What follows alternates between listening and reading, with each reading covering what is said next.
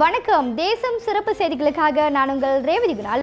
KLCK தலைவர் தேர்தலில் VKK Rajasekaran வெற்றி, துணைத் தலைவராக மோகனா சின்னத்தம்பி வெற்றி. நாட்டில் 98 ஆண்டுகள் வரலாறு கொண்ட கோலாலம்பூர் ஸ்லாங்கூர் இந்திய வர்த்தக சங்கத்தின் புதிய தலைவராக VKK ராஜசேகரன் தேர்வு செய்யப்பட்டார். ஞாயிற்றுக்கிழமை நடைபெற்ற தேர்தலில் இவருக்கு 155 வாக்குகள் கிடைத்தன. எதிர்த்து போட்டியிட்ட பிரபாகரன் வைத்தியலிங்கத்திற்கு 148 வாக்குகள் கிடைத்தன. இறுதியில் 7 வாக்குகள் வித்தியாசத்தில் ராஜசேகரன் வெற்றி பெற்றார்.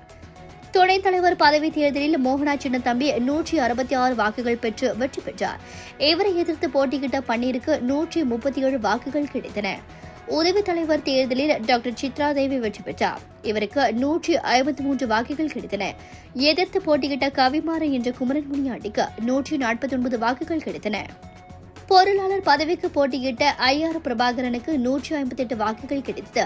எதிர்த்து போட்டியிட்ட சண்முக செல்விக்கு 144 வாக்குகள் கிடைத்தன.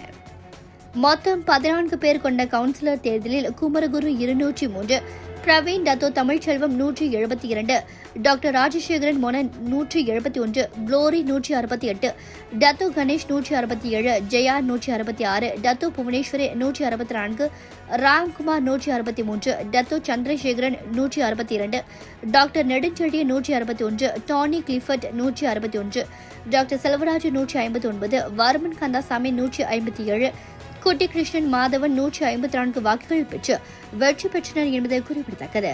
இத்துடன் இன்றைய செய்திகள் நிறைவடைகின்றன. மேலும் பல ஆன்மீக செய்திகளை தெரிந்து கொள்ள தேசம் டிவி மலேசியா யூடியூப், டிக்டாக் மற்றும் இதர சமூக வலைதளங்களை பின்தொடருங்கள். உங்களிடமிருந்து விடைபெறுவது நான் உங்கள் ரேவதி குணாலன். மக்களோடு தேசம், தேசத்தோடு மக்கள். நன்றி, வணக்கம்.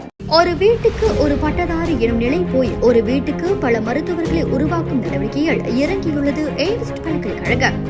இந்திய மாணவர்களின் எதிர்காலத்திற்கு அடித்தளம் அமைக்கும் எய்ம்ஸ் பல்கலைக்கழகம் MIED வழி மாணவர்களின் பொருளாதார பிரச்சனையை கல்வி உபகார சம்பளம், கல்வி கடனுதவி மூலம் தீர்த்து வைக்கிறது. எய்ம்ஸ் பல்கலைக்கழகம் தரத்தில் உயர்ந்தது, போதனைகள் சிறந்தது, மாணவர்களுக்கு நிலையானது.